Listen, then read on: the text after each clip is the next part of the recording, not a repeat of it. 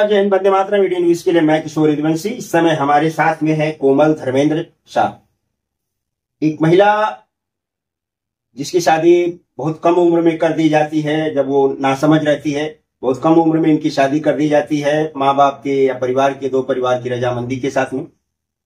बाद में बच्चे होते हैं और बच्चे होने के बाद किस तरह से एक महिला को एक पुरुष या कहेंगे एक गैर समाज का पुरुष जिसमें वो जाती है, अपने आप को ढालती है, उसके रहन सहन, उसके रीति रिवाज, उसके संस्कार ग्रहण करती है, सीखती है दूसरे समाज की एक महिला। इसके बाद जो है, इतना सब कुछ होने के बाद भी उस महिला को उस परिवार द्वारा, उस पति द्वारा, उस सास ससुर और उस देवर जेठ जेठानी द्वारा किस तरह से प्रताड़ित किया जाता है, उसकी जानकारी हम कोमल जी से लेंगे, क्योंकि एक पीड़ित हैं और इनके पति द्वारा, इनके परिवार के सास ससुर के द्वारा, जेठ जेठानी के द्वारा इन्हें किस तरह से प्रताड़ित किया जा रहा है और ये इस समय किस हाल में है, यही हम जानने के लिए इनसे हम आज मुलाकात कर रहे हैं। कोमल जी, एटी न्यूज में आपका हार्दिक स्वागत है। मेरा नाम, सबसे पहले ये बताइए कि आपके साथ क्या हुआ, कैसे हुआ, आपकी शादी कब हुई, किससे हुई, वो परिवार कैसा था, इसके बारे में थोड़ा जानकारी दर्शकों को दीजिए। मेरा नाम कोमल धर्मेंद्र शाह है और मैं एक महाराष्ट्र लड़की हूँ। और मेरी मम्मी ने कि एक मैं 16 साल की थी तब मेरी मम्मी ने, मतलब जब मुझे समझ नहीं थी उस टाइम पे कि अच्छा लड़का है, ये है, सब लोगों ने सब बोल के शादी करवा के लिया मेरी मम्मी से कि हाँ शादी कर लो करके। और मेरी मम्मी ने वहां पे, और उन लोग ने बोला था कि मेरी मम्मी ने उस टाइम पे बोला था कि लड़की छोटी है, मुझे शादी नहीं करनी है, तो भी जबरदस्ती नहीं, अभी आए हो यहाँ पे बॉम्बे तो शादी करके जाओ, क्यों वापस जा रहे हो, ऐसा वैसा सब बोल के मेरी मम्मी को ये कन्विंस करके ये लोग ने शादी करवा के लिया। बोला था हम लोग, आपकी लड़की भले छोटी है तो भी क्या हो गया कि हम लोग संभाल लेंगे उसको, ये कर लेंगे वो कर लेंगे बोला। पर ऐसा कुछ भी नहीं हुआ। जब मैं शादी करके आई, बस इन लोग का एक मतलब कि शादी करके मैं आई इन लोग के घर में कि ऐसा दिखाया कि सब कुछ बहुत अच्छा है, ये है वो। धीरे धीरे मेरे को पता चलने लग गया कि मतलब इनके मतलब समाज में, जैन समाज में ऐसा कुछ भी नहीं है कि मतलब लड़की को अच्छे से रखते, छोटी छोटी बात पे मारना, चिल्लाना। और मेरी सास भी मेरे को बहुत मारती थी वगैरह। और अच्छा, ये बताइए, आप किस समाज से हैं और आपके पति किस समाज से? मैं एक महाराष्ट्र लड़की हूँ, मराठी समाज से हूँ। और मेरी मम्मी ने मतलब शादी मेरा एक जैन समाज में, गुजराती श्वेतांबर समाज में हुआ है शादी करके मेरा। अच्छा, हाँ। तो आपके पति आज क्यों आपको सता रहे हैं? आप कितने बच्चे हैं आपके समय परिवार में, आप कौन कौन? मेरे 3 बच्चे हैं और वो पति है मेरे, पर सास अभी थोड़े 1 साल पहले ही ऑफ हो गए, पर वो और पूरा परिवार है। मैं जब आई तो उस टाइम पे ज्वाइंट फैमिली थी बड़ी सी, तो भी मैंने उसमें सब चीज में एडजस्ट किया कि हाँ चलो मैं उस धर्म से मैं छोड़ के कि इस धर्म में आई हूँ करके, जैसा उन लोग ने बोला वैसा मैंने सब कुछ किया। और फिर बाद में कि उनके धर्म को भी अच्छे से दिल से मैंने एक्सेप्ट करके पूजा पाठ ये वो सब कुछ मैंने किया। मेरे बच्चे 3 हो गए, मैंने जैन धर्म का शिक्षा मैंने मेरे बच्चों को दिया, मैंने खुद पाठशाला में जाके सब कुछ सीखा और मेरे बच्चों को भी वही शिक्षा मैंने दिया हुआ है। और इतना सब कुछ करने के बाद में भी कि मुझे सिर्फ मारना, गाली देना, और तेरी मम्मी के घर से कुछ मिला नहीं है, ऐसा नहीं है, तेरी मम्मी यहाँ पे डाल के गई है, तेरा नसीब अच्छा है कि हम लोग को जैसा घर मिला हुआ है, ये सारी चीजें मतलब मेरे साथ में हो रही है। अभी मेरे बच्चे कि मुझे उस इंसान के साथ में अभी मतलब इतना मुझे इंसान ने 16 साल में बहुत ज्यादा सताया हुआ है मेरे को कि मतलब। अच्छा, इसकी वजह क्या है कि वो आपका पति जो है किस वजह से सताता है? जिस बाप के पास 3 बच्चे हो चुके हैं, तो क्या उसे अपने बच्चों का ये नहीं रह गया है?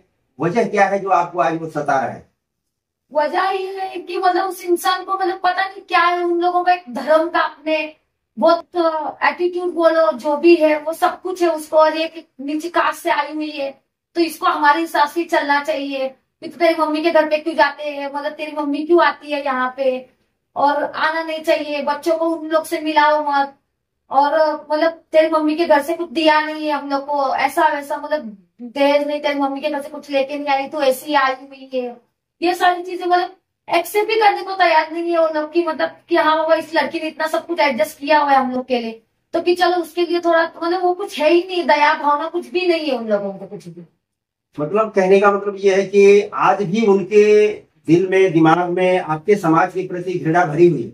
हाँ, कि उनको ऐसा लगता है कि हमारा धर्म बहुत एक ऊंचा धर्म है, जैन धर्म, और एक नीची कास्ट से आई हुई है, यही सारी बातें, मतलब 16 साल आज हो गया मेरी शादी को। 16 साल मतलब यही सुनते आई हुई हूँ कि मतलब कि एक महाराष्ट्र में एक घाटी है, कि ये लोग कभी सुधर नहीं सकते, इन लोगों को ऐसा है वैसा है, हमारा समाज बहुत ऊंचा है, तुम्हारा नसीब बहुत अच्छा है कि तुम जैन समाज में आई हो। यही सारी चीजें, और मतलब मुझे इतना सताया हुआ है 16 साल के अंदर। मैं जब छोटी सी थी तब इन लोग के घर में मैं शादी करके मेरी मम्मी दे के गई हुई थी यहाँ पर पर करके। 16 साल पहले आपने अपना सारा पिछला जो है अपने परिवार का, मायके का जो भी संस्कार था वो सब छोड़ करके आपने जैन धर्म के सारे संस्कार जब अपना लिए, तो अब उनको क्या तकलीफ है? क्या ऐसा आपको लगता है आपके पति का कहीं और अफेयर तो नहीं है? फिर तो नहीं पता है वो सारी चीजें मेरे को, पर वो मेरे से बिल्कुल भी अच्छा नहीं रहता है। उनको मतलब क्या तकलीफ है मेरे से, मुझे समझ में नहीं आता है। शक करना, मारना, जबकि मैं उनकी सारी सारी चीजें मैं उनके हिसाब से कर रही हूँ, तब भी वो सारी चीजें हो रही है। जब मैं छोटी थी तब मैं उनके घर में, कभी उस इंसान ने कभी ध्यान ही नहीं दिया मेरे तरफ की, मतलब क्या है क्या नहीं है, इसको किस चीज की जरूरत है। मैं प्रेग्नेंट थी जब, जिस टाइम पे मेरे 2 ट्विंस बच्चे हैं, और मेरे मतलब उस इंसान ने कभी ध्यान नहीं दिया। कभी वो इंसान कभी मेरे साथ में, चलो उसको जरूरत है कि चलो उसके साथ में हॉस्पिटल में जाते हैं या सोनोग्राफी करवानी, मैं अकेली चली जाती थी, मैं अकेली आती थी। उस इंसान को कभी दया नहीं रही कि चलो उसके साथ में चला जाता हूँ मैं कभी। लास्ट टाइम पे मेरा जो 8वां महीना चालू था, मैं उस इंसान को इतना बोल रही कि मुझे तकलीफ हो रही है और मुझे दर्द सहन नहीं हो रहा, तब भी वो इंसान ऐसा बोलता है कि अरे ये नाटक कर रही है करके। ऐसा कभी नहीं होता है कि किसी के पेट में बच्चा है और कोई लड़की ऐसा बोले कि बाबा हमें नाटक करी, कोई कोई ऐसा करता नहीं है कभी, पहली बात। तभी वो इंसान मुंह घुमा के सो जाता है। उस इंसान को कुछ पड़ी ही नहीं औरत, मतलब ऐसा लगता है कि हाँ एक नौकरानी के जैसा घर में काम करने के लिए लाए। उस इंसान ने मुझे कितने टाइम बोला है तुझे घर शादी करके लेके आने से अच्छा है तो मैं 5,000 में नौकरानी रख देती थी घर पे करके मैं मेरे। ऐसा वो इंसान मेरे को बोलता है तेरी जैसी औरतें ऐसी होती, मतलब शक की तो कोई मतलब वो हद ही नहीं है, मतलब कि उस इंसान ने इतना सताया हुआ। तो अभी मैं ऐसा सोचती थी कि जाने दो, कोई बात नहीं, आज नहीं तो कल ठीक हो जाएगा, आज नहीं तो कल ठीक हो जाएगा, या मुझे समझने में थोड़ी गलती हो रही है। पर आज 16 साल हो गए, वो इंसान भी सुधरा ही नहीं है 16 साल के अंदर। मतलब उसने भी मारा है, उसने, उसकी मम्मी ने भी मुझे मारा है, और उसकी मम्मी भी हर छोटी छोटी चीज के लिए ये ऐसा क्यों किया वैसा क्यों किया। अरे उन्होंने बोल दिया, पर ऐसा इसका मतलब ये नहीं है कि मैं गलत हूँ। तू आके मुझे पूछ सकता है कि हाँ ये क्यों कोमल गलत किया या क्या है।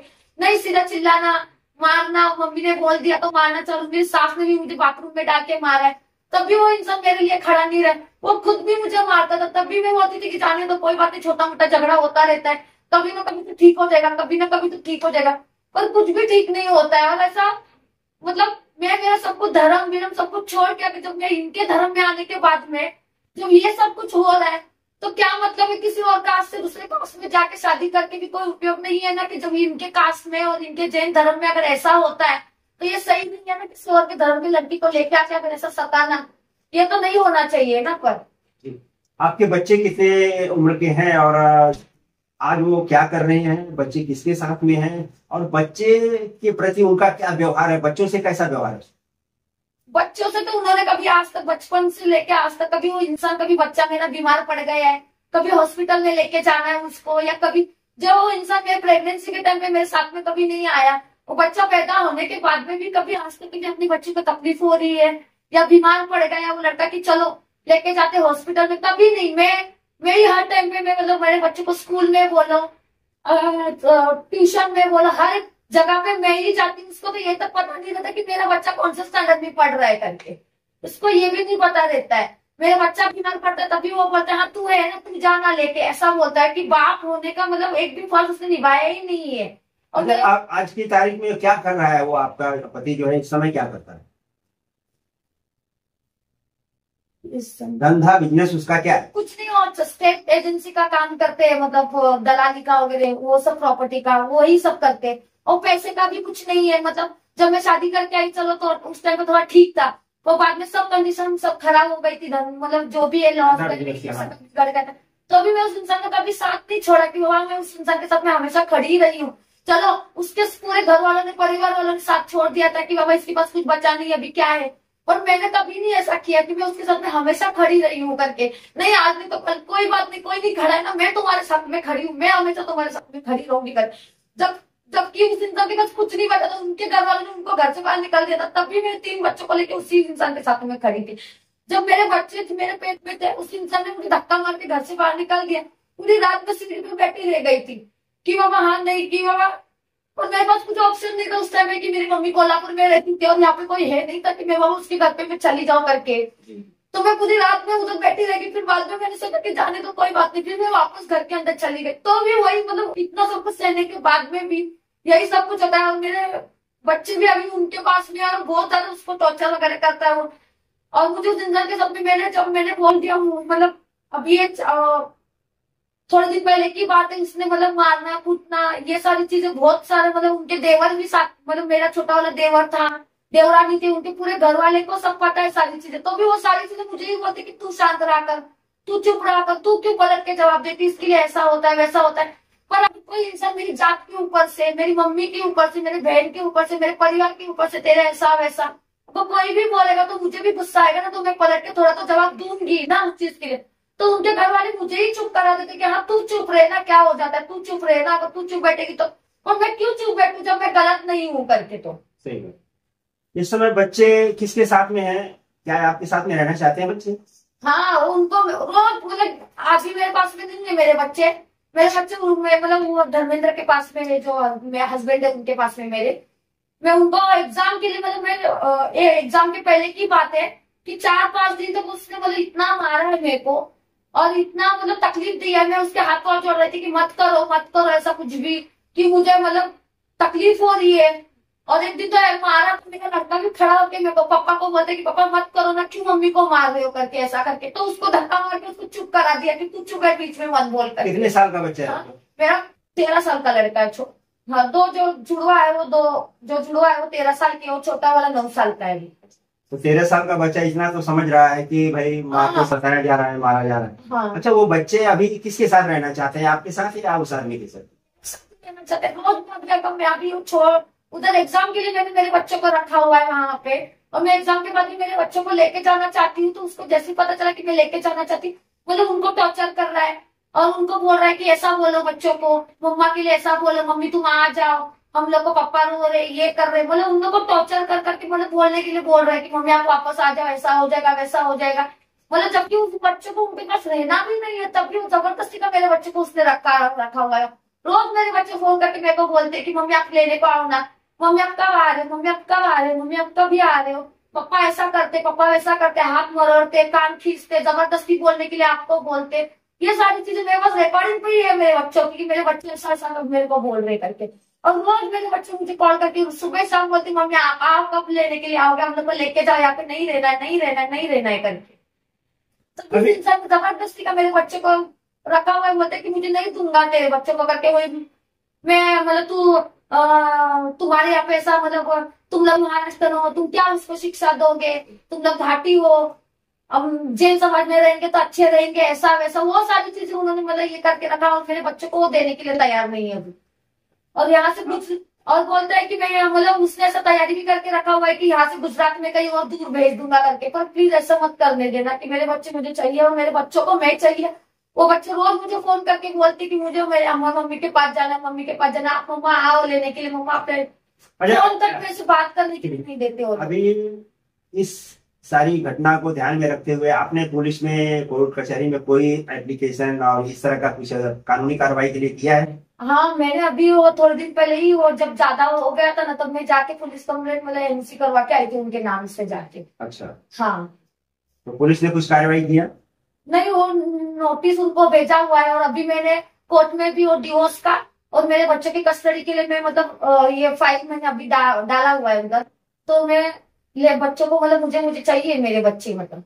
अच्छा। हाँ, आपको कुछ डर भी है आपके बच्चों के प्रति? आपके दिल में कुछ डर जैसा है क्या? हाँ, क्योंकि वो डरा के धमका के उन लोगों को मार के मतलब जबरदस्ती उन लोगों को अपने पास में रखना चाहता है बच्चों को मेरे, कि जबकि वो बच्चों को रहना ही नहीं उस इंसान के साथ, क्योंकि वो खुद उन्होंने आंखों से देखा हुआ है कि वो पापा मारते हैं मम्मी को, ये सारी चीजें हो रही है करके सब कुछ उन लोगों को पता है। तो उनका मन ही नहीं है, तो भी वो जबरदस्ती का मारते हैं, हाथ खींचते, ऐसा तू बोल, कभी कान मरोड़ते, ये सारी चीजें मेरे बच्चों ने मेरे को बोली हुई है, मेरे पास रिकॉर्डिंग भी है ये सारी चीजों की, ऐसा ऐसा पापा हम लोग को जबरदस्ती करवाते करके हम लोगों से। तब आपको बुलाने के लिए वो बच्चों को प्रेशराइज कर? हाँ, मतलब उसको वो ऐसा चाहता है कि ये मतलब बच्चों को टॉर्चर करूंगा मैं, बच्चों को ऐसा करूंगा वैसा करूंगा तो ये वापस आ जाएगी यहाँ पे करके, ऐसा उसको लगता है। पर मुझे उधर जाना भी नहीं है, बस मुझे मेरे बच्चे चाहिए उसके पास से।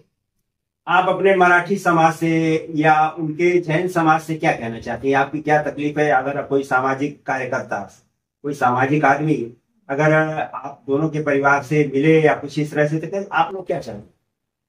कि मैं तो पहली बात तो ये बोलूंगी, अब कोई भी अपनी लड़की को देता है ना, तो सोच समझ के और मतलब ध्यान में ये रख के कि वहां परिवार कैसा है, आगे पीछे सब कुछ देख के फिर बाद में देखें, क्योंकि वो बाद में करने के बाद में सारी चीजें तकलीफ हो देना, तो वो लड़की के लिए भी बहुत ज्यादा मतलब नुकसान है। और अदर कास्ट में शादी अगर होती भी है तो वो समाज को भी ध्यान में रखना चाहिए कि हाँ मैं अदर कास्ट से लड़की को लेके आया हूँ या लेके आ रहे, तो उसको किस तरह से रखना चाहिए, वो उनके समाज वालों को पता होना चाहिए कि वो आधार कार्ड से लड़की लेके आते तो किस तरह से रखना चाहिए। ऐसा किसी की लड़की को शादी करके लेके आके हाँ हम लोग पैसा है ये वो ऐसा जो भी बोल के लेके आते हो और इस तरह से सताते हो, तो ऐसा नहीं होना चाहिए कुछ भी। तो आप समाज के लोगों से क्या चाहती है? अगर आपके समाज के कुछ लोग आप दोनों को मध्यस्थता करें तो क्या चाहते हैं आप उनके साथ में रहना चाहते हैं, नहीं रहना चाहते हैं? क्या क्या किया जाए? नहीं, मुझे उस समाज में तो वैसे भी अभी मुझे उस समाज में जाना ही नहीं है, और मुझे मेरे समाज में मतलब रहना अभी जो भी है जैसा भी है, मुझे मेरा ही मतलब कोई भी मतलब लड़की देने के पहले माँ बाप सोचे कि वो आधार कास्ट में किसी को भी दे रहे तो सोचो समझो और दो फिर बाद में, क्योंकि जैसा दिखता है वैसा कुछ भी नहीं होता है पहली बात तो जैसा तो ये दिखाते हैं। आपके कहने का मतलब ये है कि आप अकेले रह लेंगे अपने समाज को एक्सेप्ट करके, पर उनके समाज में अभी आपका जाने का कोई इरादा नहीं? नहीं, मुझे उनके समाज में कोई जाने का इरादा नहीं है। हाँ बस क्योंकि मैं उस धर्म में गई हूँ और मैंने उस धर्म के मेरे बच्चे हैं, तो धर्म का मेरे बच्चे पालन में वो करवाऊंगी, क्योंकि मेरे बच्चे बचपन से वही जैन समाज का सीखे हुए। इतना तो मुझे पता है, जो मन से मैंने वो धर्म एक्सेप्ट किया हुआ है और मेरे बच्चों तो उसी का उसमें से ही है, तो मैं वो कभी धर्म भ्रष्ट नहीं करूंगी बाबा कि हाँ उस धर्म का कोई मुझे लेना देना पड़े। ऐसा परिवार को मतलब वो होना ही नहीं चाहिए कि मतलब जो एक धर्म का नाम पे ऐसा बोले कि वह हमारा धर्म बड़ा है।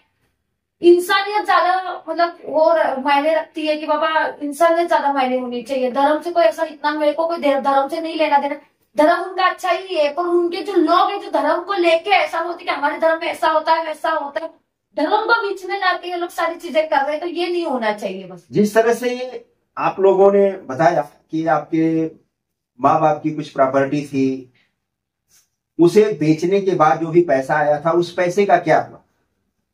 वो ऐसा था कि मेरी मम्मी का कोल्हापुर में प्रॉपर्टी था, तो मतलब जगह वगैरह बेचा, मेरी मम्मी ने मेरा जो हिस्से का पैसा था वो मुझे दे दिया। और जो मम्मी का जो 5 लाख रुपए मम्मी ने मेरी दिया था कि वहां तू रख ले करके तेरे पास सेफ रहेगा, क्योंकि वो जहाँ पे रहते हैं कोल्हापुर में और थोड़ा बैंक का सब इश्यू है, इसके वजह से उन्होंने मुझे दे के रखा हुआ था कि वहां ले करके ये तेरे पास में रख देना करके सेव करके। वो मेरे खुद के 4 लाख रुपए थे, मेरी मम्मी के 5 लाख रुपए थे, वो मैंने रखे हुए थे। उस इंसान ने जबरदस्ती से मेरे से लेके दूसरा किसी और इंसान को दे दिया। अभी वो किसको दिया क्या दिया वो मेरे को नहीं पता है, और अब मैं जब मांग रही हूँ उससे कि वो पैसा मुझे रिटर्न दे दो करके, तो वो देने के लिए वो मना कर रहा है करके, और ऊपर से मेरे को ये बोलता है कि तेरे पास में दागीना है, ये है वो है करके। और वो दागीना जिस टाइम में मतलब मेरी सास थी उन्होंने मुझे दिया हुआ था कि हाँ ले तेरे बच्चों के लिए जो भी रखना है रख ले करके, रख दे करके। तो अभी वो बोलता है कि वो मुझे दे करके वापस करके, तो ही तेरी मम्मी का पैसा वो तेरा जो पैसा रहेगा वो मैं रिटर्न देता हूँ करके। और वो अभी मेरे को बोलते हैं कि मैं नहीं दूंगा करके। वो तेरी मम्मी ने तो उस टाइम पे तो शादी के टाइम पे मेरे को कुछ दिया नहीं था दहेज में, तो मैं रख लूंगा तो उसमें क्या कौन सी बड़ी बात है। ये सारी चीजें मतलब ऐसा हो रहा है कि मतलब मुझे मेरा पैसा भी नहीं दे रहा है वापस, और मेरी मम्मी का पैसा है मेरा पैसा है। वो बोलते हैं हाँ दहेज के इसमें दे, ऐसा समझ कि दहेज में दे दिया और ऐसा और भूल जाओ, ऐसा बोल रहे हैं मेरे को करके। मतलब टोटल कितना पैसा था आप दोनों को? पूरा मिला के 9 लाख रुपए है।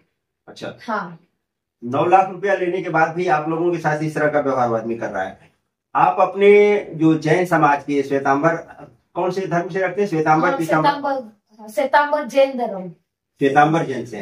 तो श्वेतांबर जैन पंथ से आप क्या अनुरोध करना चाहती है? जैन के समाज के बारे में आप क्या कहना चाहते?